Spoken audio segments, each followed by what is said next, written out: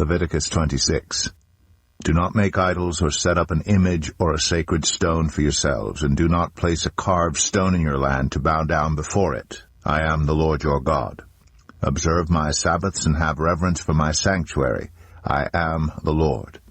If you follow my decrees and are careful to obey my commands, I will send you rain in its season, and the ground will yield its crops, and the trees their fruit. Your threshing will continue until grape harvest, and the grape harvest will continue until planting, and you will eat all the food you want, and live in safety in your land. I will grant peace in the land, and you will lie down, and no one will make you afraid. I will remove wild beasts from the land, and the sword will not pass through your country. You will pursue your enemies, and they will fall by the sword before you. 5 of you will chase 100, and 100 of you will chase 10,000, and your enemies will fall by the sword before you. I will look on you with favor, and make you fruitful and increase your numbers, and I will keep my covenant with you. You will still be eating last year's harvest when you will have to move it out to make room for the new. I will put my dwelling place among you, and I will not abhor you. I will walk among you and be your God, and you will be my people. I am the Lord your God, who brought you out of Egypt, so that you would no longer be slaves to the Egyptians. I broke the bars of your yoke, and enabled you to walk with heads held high. But if you will not listen to me, and carry out all these commands, and if you reject my decrees and abhor my laws, and fail to carry out all my commands, and so violate my covenant, then I will do this to you. I will bring on you sudden terror, wasting diseases and fever that will destroy your sight and sap your strength. You will plant seed in vain, because your enemies will eat it. I will set my face against you, so that you will be defeated by your enemies. Those who hate you will rule over you, and you will flee even when no one is pursuing you. If after all this you will not listen to me, I will punish you for your sins 7 times over. I will break down your stubborn pride, and make the sky above you like iron, and the ground beneath you like bronze. Your strength will be spent in vain, because your soil will not yield its crops, nor will the trees of your land yield their fruit. If you remain hostile toward me, and refuse to listen to me, I will multiply your afflictions 7 times over, as your sins deserve. I will send wild animals against you, and they will rob you of your children, destroy your cattle, and make you so few in number that your roads will be deserted. If in spite of these things you do not accept my correction, but continue to be hostile toward me, I myself will be hostile toward you, and will afflict you for your sins 7 times over. And I will bring the sword on you to avenge the breaking of the covenant. When you withdraw into your cities, I will send a plague among you, and you will be given into enemy hands.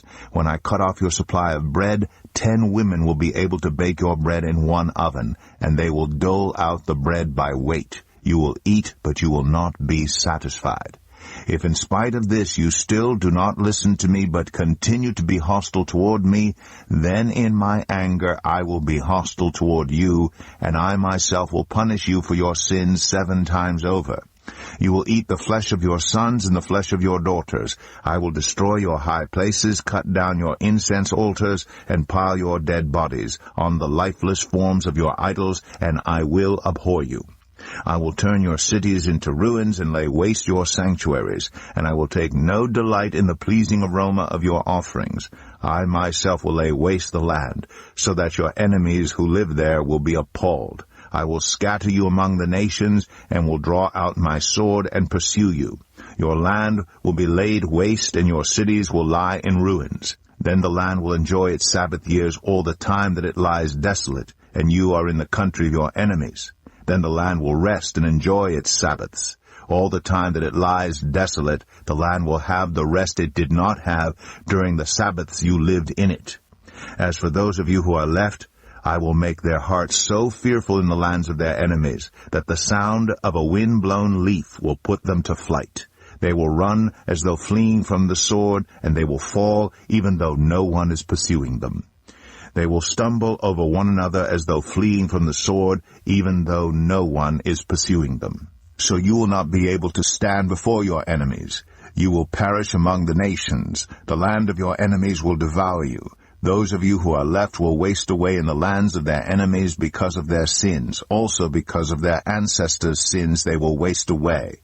But if they will confess their sins and the sins of their ancestors, their unfaithfulness and their hostility toward me, which made me hostile toward them so that I sent them into the land of their enemies, then when their uncircumcised hearts are humbled and they pay for their sin, I will remember my covenant with Jacob, and my covenant with Isaac, and my covenant with Abraham, and I will remember the land. For the land will be deserted by them, and will enjoy its Sabbaths while it lies desolate without them. They will pay for their sins because they rejected my laws and abhorred my decrees. Yet in spite of this, when they are in the land of their enemies, I will not reject them or abhor them so as to destroy them completely, breaking my covenant with them. I am the Lord their God. But for their sake I will remember the covenant with their ancestors whom I brought out of Egypt in the sight of the nations to be their God. I am the Lord. These are the decrees, the laws, and the regulations that the Lord established at Mount Sinai between himself and the Israelites through Moses. Leviticus 27. The Lord said to Moses, "Speak to the Israelites and say to them, if anyone makes a special vow to dedicate a person to the Lord by giving the equivalent value, set the value of a male between the ages of 20 and 60 at 50 shekels of silver according to the sanctuary shekel. For a female, set her value at 30 shekels. For a person between the ages of 5 and 20, set the value of a male at 20 shekels and of a female at 10 shekels. For a person between 1 month and 5 years, set the value of a male at 5 shekels of silver and that of a female at 3 shekels of silver. For a person 60 years old or more, set the value of a male at 15 shekels and of a female at 10 shekels. If anyone making the vow is too poor to pay the specified amount, the person being dedicated is to be presented to the priest, who will set the value according to what the one making the vow can afford. If what they vowed is an animal that is acceptable as an offering to the Lord, such an animal given to the Lord becomes holy. They must not exchange it or substitute a good one for a bad one, or a bad one for a good one. If they should substitute one animal for another, both it and the substitute become holy. If what they vowed is a ceremonially unclean animal, one that is not acceptable as an offering to the Lord, the animal must be presented to the priest, who will judge its quality as good or bad. Whatever value the priest then sets, that is what it will be. If the owner wishes to redeem the animal, a fifth must be added to its value. If anyone dedicates their house as something holy to the Lord, the priest will judge its quality as good or bad. Whatever value the priest then sets, so it will remain. If the one who dedicates their house wishes to redeem it, they must add a fifth to its value, and the house will again become theirs. If anyone dedicates to the Lord part of their family land, its value is to be set according to the amount of seed required for it, 50 shekels of silver to a homer of barley seed. If they dedicate a field during the year of Jubilee, the value that has been set remains. But if they dedicate a field after the Jubilee, the priest will determine the value according to the number of years that remain until the next year of Jubilee, and its set value will be reduced. If the one who dedicates the field wishes to redeem it, they must add a fifth to its value, and the field will again become theirs. If, however, they do not redeem the field, or if they have sold it to someone else, it can never be redeemed. When the field is released in the Jubilee, it will become holy, like a field devoted to the Lord. It will become priestly property. If anyone dedicates to the Lord a field they have bought, which is not part of their family land, the priest will determine its value up to the year of Jubilee, and the owner must pay its value on that day as something holy to the Lord. In the year of Jubilee, the field will revert to the person from whom it was bought, the one whose land it was. Every value is to be set according to the sanctuary shekel, 20 gerahs to the shekel. No one, however, may dedicate the firstborn of an animal, since the firstborn already belongs to the Lord. Whether an ox or a sheep, it is the Lord's. If it is one of the unclean animals, it may be bought back at its set value, adding a fifth of the value to it. If it is not redeemed, it is to be sold at its set value. But nothing that a person owns and devotes to the Lord, whether a human being or an animal or family land, may be sold or redeemed. Everything so devoted is most holy to the Lord. No person devoted to destruction may be ransomed. They are to be put to death. A tithe of everything from the land, whether grain from the soil or fruit from the trees, belongs to the Lord. It is holy to the Lord. Whoever would redeem any of their tithe must add a fifth of the value to it. Every tithe of the herd and flock, every 10th animal that passes under the shepherd's rod, will be holy to the Lord. No one may pick out the good from the bad or make any substitution. If anyone does make a substitution, both the animal and its substitute become holy and cannot be redeemed. These are the commands the Lord gave Moses at Mount Sinai for the Israelites. The Book of Numbers, chapter 1. The Lord spoke to Moses in the tent of meeting in the desert of Sinai on the first day of the 2nd month of the 2nd year after the Israelites came out of Egypt. He said, "Take a census of the whole Israelite community by their clans and families, listing every man by name, one by one. You and Aaron are to count according to their divisions all the men in Israel who are 20 years old or more and able to serve in the army, one man from each tribe. Each of them, the head of his family, is to help you. These are the names of the men who are to assist you. From Reuben, Elizur, son of Shadur. From Simeon, Shalumiel, son of Zerushadai. From Judah, Nahshon, son of Amminadab. From Issachar, Nethanel, son of Zuar. From Zebulun, Eliab, son of Helon. From the sons of Joseph, from Ephraim, Elishama, son of Ammihud. From Manasseh, Gamaliel, son of Pedazur. From Benjamin, Abidan, son of Gideoni. From Dan, Ahiezer, son of Ammishaddai. From Asher, Pagiel, son of Ochran. From Gad, Eliasaph, son of Deuel. From Naphtali, Ahira, son of Enan. These were the men appointed from the community, the leaders of their ancestral tribes. They were the heads of the clans of Israel. Moses and Aaron took these men whose names had been specified, and they called the whole community together on the first day of the 2nd month. The people registered their ancestry by their clans and families, and the men 20 years old or more were listed by name one by one, as the Lord commanded Moses. And so he counted them in the desert of Sinai. From the descendants of Reuben, the firstborn son of Israel, all the men 20 years old or more who were able to serve in the army were listed by name, one by one, according to the records of their clans and families. The number from the tribe of Reuben was 46,500. From the descendants of Simeon, all the men 20 years old or more who were able to serve in the army were counted and listed by name, one by one, according to the records of their clans and families. The number from the tribe of Simeon was 59,300. From the descendants of Gad, all the men 20 years old or more who were able to serve in the army were listed by name, according to the records of their clans and families. The number from the tribe of Gad was 45,650. From the descendants of Judah, all the men 20 years old or more who were able to serve in the army were listed by name, according to the records of their clans and families. The number from the tribe of Judah was 74,600. From the descendants of Issachar, all the men 20 years old or more who were able to serve in the army were listed by name, according to the records of their clans and families. The number from the tribe of Issachar was 54,400. From the descendants of Zebulun, all the men 20 years old or more who were able to serve in the army were listed by name, according to the records of their clans and families. The number from the tribe of Zebulun was 57,400. From the sons of Joseph, from the descendants of Ephraim, all the men 20 years old or more who were able to serve in the army were listed by name, according to the records of their clans and families. The number from the tribe of Ephraim was 40,500.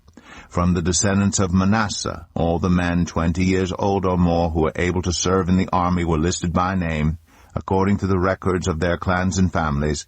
The number from the tribe of Manasseh was 32,200. From the descendants of Benjamin, all the men 20 years old or more who were able to serve in the army were listed by name, according to the records of their clans and families. The number from the tribe of Benjamin was 35,400. From the descendants of Dan, all the men 20 years old or more who were able to serve in the army were listed by name, according to the records of their clans and families. The number from the tribe of Dan was 62,700. From the descendants of Asher, all the men 20 years old or more who were able to serve in the army were listed by name, according to the records of their clans and families. The number from the tribe of Asher was 41,500. From the descendants of Naphtali, all the men 20 years old or more who were able to serve in the army were listed by name, according to the records of their clans and families. The number from the tribe of Naphtali was 53,400. These were the men counted by Moses and Aaron and the 12 leaders of Israel, each one representing his family. All the Israelites 20 years old or more who were able to serve in Israel's army were counted according to their families. The total number was 603,550. The ancestral tribe of the Levites, however, was not counted along with the others. The Lord had said to Moses, "You must not count the tribe of Levi or include them in the census of the other Israelites. Instead, appoint the Levites to be in charge of the tabernacle of the covenant law, over all its furnishings and everything belonging to it. They are to carry the tabernacle and all its furnishings. They are to take care of it and encamp around it. Whenever the tabernacle is to move, the Levites are to take it down. And whenever the tabernacle is to be set up, the Levites shall do it. Anyone else who approaches it is to be put to death. The Israelites are to set up their tents by divisions, each of them in their own camp under their standard. The Levites, however, are to set up their tents around the tabernacle of the covenant law, so that my wrath will not fall on the Israelite community. The Levites are to be responsible for the care of the tabernacle of the covenant law. The Israelites did all this just as the Lord commanded Moses." Numbers 2. The Lord said to Moses and Aaron, "The Israelites are to camp around the tent of meeting some distance from it, each of them under their standard and holding the banners of their family. On the east toward the sunrise, the divisions of the camp of Judah are to encamp under their standard. The leader of the people of Judah is Nahshon, son of Amminadab. His division numbers 74,600. The tribe of Issachar will camp next to them. The leader of the people of Issachar is Nethanel, son of Zuar. His division numbers 54,400. The tribe of Zebulun will be next. The leader of the people of Zebulun is Eliab, son of Helon. His division numbers 57,400. All the men assigned to the camp of Judah, according to their divisions, number 186,400. They will set out first. On the south will be the divisions of the camp of Reuben under their standard. The leader of the people of Reuben is Elizur, son of Shedeur. His division numbers 46,500. The tribe of Simeon will camp next to them. The leader of the people of Simeon is Shelumiel, son of Zurishaddai. His division numbers 59,300. The tribe of Gad will be next. The leader of the people of Gad is Eliasaph, son of Deuel. His division numbers 45,650. All the men assigned to the camp of Reuben, according to their divisions, number 151,450. They will set out second. Then the tent of meeting and the camp of the Levites will set out in the middle of the camps. They will set out in the same order as they encamp, each in their own place under their standard. On the west will be the divisions of the camp of Ephraim under their standard. The leader of the people of Ephraim is Elishama, son of Ammihud. His division numbers 40,500. The tribe of Manasseh will be next to them. The leader of the people of Manasseh is Gamaliel, son of Pedahzur. His division numbers 32,200. The tribe of Benjamin will be next. The leader of the people of Benjamin is Abidan, son of Gideoni. His division numbers 35,400. All the men assigned to the camp of Ephraim, according to their divisions, number 108,100. They will set out third. On the north will be the divisions of the camp of Dan under their standard. The leader of the people of Dan is Ahiezer, son of Ammishaddai. His division numbers 62,700. The tribe of Asher will camp next to them. The leader of the people of Asher is Pagiel, son of Okran. His division numbers 41,500. The tribe of Naphtali will be next. The leader of the people of Naphtali is Ahira, son of Enan. His division numbers 53,400. All the men assigned to the camp of Dan number 157,600. They will set out last under their standards. These are the Israelites, counted according to their families. All the men in the camps, by their divisions, number 603,550. The Levites, however, were not counted along with the other Israelites, as the Lord commanded Moses. So the Israelites did everything the Lord commanded Moses. That is the way they encamped under their standards, and that is the way they set out, each of them with their clan and family.